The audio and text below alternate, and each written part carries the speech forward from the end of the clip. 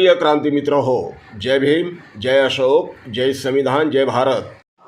अखिल भारतीय खिलाफत कमेटी जो पिछले 105 वर्षों से पूरे देश में काम कर रही है, इस खिलाफत समिति को अंग्रेजों के खिलाफ स्वतंत्रता संग्राम में असहयोग आंदोलन के एक प्रमुख घटक और हिंदू मुस्लिम एकता के लिए हमेशा प्रयासरत रहने वाले संगठन के रूप में पहचाना जाता है। हिंदू मुस्लिम एकता को बढ़ावा देकर आपसी भाईचारा बनाने में खिलाफत समिति का अहम योगदान रहा है। आज़ादी के पहले इस समिति को खिलाफत आंदोलन के नाम से जाना जाता था। मुस्लिम धर्म के महान संस्थापक मोहम्मद पैगंबर साहब के वारिस को खलीफा कहा जाता है।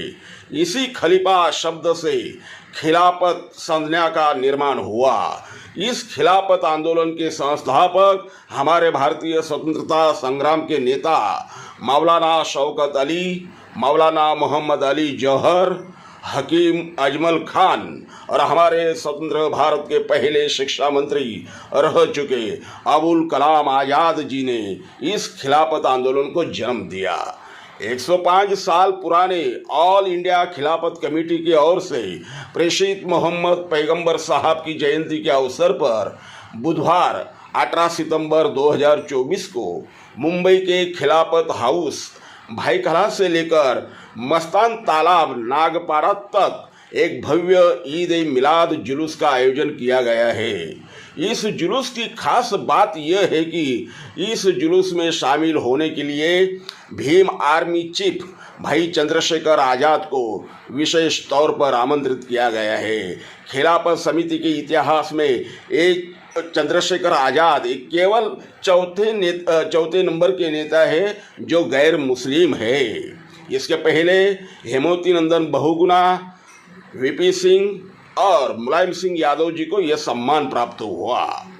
चंद्रशेखर आज़ाद एक ऐसे क्रांतिकारी नेता है जो न केवल युवाओं बल्कि देश भर की जनता के बीच बेहद लोकप्रिय है। सारी दुनिया में उन्हें रावण नाम से जाना जाता है। महाराष्ट्र के परभणी जिला से लेकर विदेश के जर्मनी तक भाई चंद्रशेखर के लोकप्रिय का जलवा दिखाई दे रहा है। हाल ही में भाई चंद्रशेखर जर्मनी में संत रोहिदास समाज के एक कार्यक्रम में हिस्सा लेने गए, तब उनके स्वागत के लिए जर्मनी के हजारों लोग सड़क पर उमड़ पड़े। खैर, भारत में विदेश में भाई चंद्रशेखर कितने लोकप्रिय है ये बताने की कोई ज़रूरत नहीं है। जहाँ पर भी भाई जाते हैं वहाँ लाखों की भीड़ इकट्ठा हो जाती है। उनके क्रांतिकारी विचारों को सुनकर मंत्रमुग्ध हो जाती है। आज की तारीख में आंदोलन का दूसरा नाम चंद्रशेखर रावण और चंद्रशेखर रावण का दूसरा नाम आंदोलन यही हुआ है।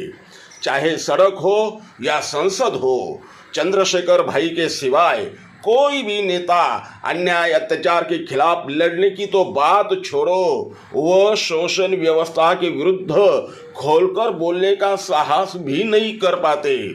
उत्तर प्रदेश के नगीना लोकसभा क्षेत्र से भारी मतों से चुनाव जीतकर सांसद बनने के बाद आज चंद्रशेखर आज़ाद न केवल बहुजन समाज के लिए बल्कि यहाँ के अल्पसंख्यक समुदाय के लिए भी आशा की किरण बन गए हैं और भारतीय जनता की उम्मीदें उनके प्रति और बढ़ गई है। सांसद बनने के बाद पहली बार भाई चंद्रशेखर आज़ाद महाराष्ट्र की महान धरती को नमन करने, मानवीय स्वराज्य के महान संस्थापक विश्व रत्न विश्व वंदनीय डॉक्टर बाबा साहेब अम्बेडकर जी के चरणों पर नतमस्तक होने मुंबई आ रहे हैं। उनके आगमन से महाराष्ट्र में खास करके मुंबई के बहुजन वर्ग में अल्पसंख्यक समुदाय में भारी उत्साह का माहौल दिखाई दे रहा है। भाई चंद्रशेखर बुधवार को दोपहर 12 बजे हवाई अड्डे से सीधा doctor Baba Saheb Ambedkar railway terminals चैत्य भूमि अर्थात दादर स्थित चैत्य भूमि जाकर बाबा साहेब को वंदन कर कृतज्ञता भाव व्यक्त करेंगे। इसके तुरंत बाद चंद्रशेखर जी का काफिला भाईखला के खिलाफत हाउस जाएगा। वहां से ईद ए मिलाद का जुलूस आरंभ होगा। ये जुलूस मुस्लिम बस्तियों से Madanpura, Nagpada junction, Duncan road, मौलाना शौकत अली रोड, भिंडी बाजार, मोहम्मद अली रोड, पाय धुनी से गुजरते मस्तान तालाब के यहाँ समारोह होगा। महाराष्ट्र विधानसभा के आम चुनाव इस 2 महीने के बीच होने जा रहे हैं। सत्तारूढ़ महायुति और महाविकास आघाड़ी के बीच सीधा मुकाबला होगा, तो दूसरी ओर महायुति और महाविकास आघाड़ी को पराभूत करने के लिए, उन्हें हराने के लिए संविधानवादी बहुजन नेता एडवोकेट प्रकाश जी तथा बाला साहेब अम्बेडकर के नेतृत्व में संविधानवादी लोकतंत्रवादी जनता का तीसरा विकल्प बनने जा रहे। ये चुनाव ऐतिहासिक चुनाव होने जा रहे। आरक्षण विरोधी और आरक्षणवादी जनता के बीच ये मुकाबला होने वाला है। ऐसे में महाराष्ट्र में भाई चंद्रशेखर का आना महज एक साधारण घटना नहीं है, इसके पीछे सोची समझी रणनीति हो सकती है। ऐसी चर्चा महाराष्ट्र के राजनीतिक गलियारों में हो रही है। महज 2 घंटा मुंबई दौरे पर आने वाले चंद्रशेखर भाई के इस दौरे से महाराष्ट्र की राजनीति पर क्या असर होगा, ये तो आने वाला समय ही बताएगा। लेकिन भाई चंद्रशेखर के इस सिर्फ 2 घंटे के दौरे से महाराष्ट्र की राजनीति में बड़ा भूचाल आने के संकेत मिल रहे हैं।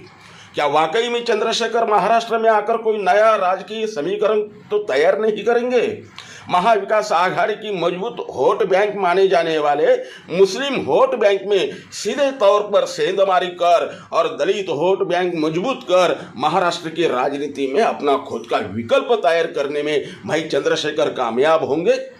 दलित और मुस्लिम समुदाय को साथ लेकर भाई चंद्रशेखर महाराष्ट्र में किंग मेकर बन पाएंगे? क्या चंद्रशेखर एमआईएम के बैरिस्टर असदुद्दीन ओवैसी के साथ मिलकर महाराष्ट्र की राजनीति को हिला देंगे?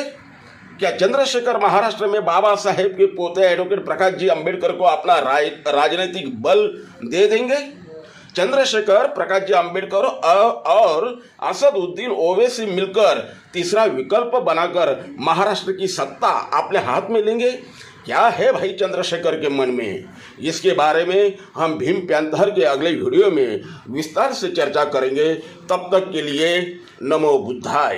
क्रांती मित्र हो, भीम पैंथर हे आपल्या हक्काच्या यूट्यूब चॅनलला कृपया सबस्क्राईब करून आम्हाला विषमतावादी शक्तींच्या विरोधात लढण्यासाठी बळ द्या, शक्ती द्या, ऊर्जा द्या। कमेंट करा, लाईक करा, शेअर करा।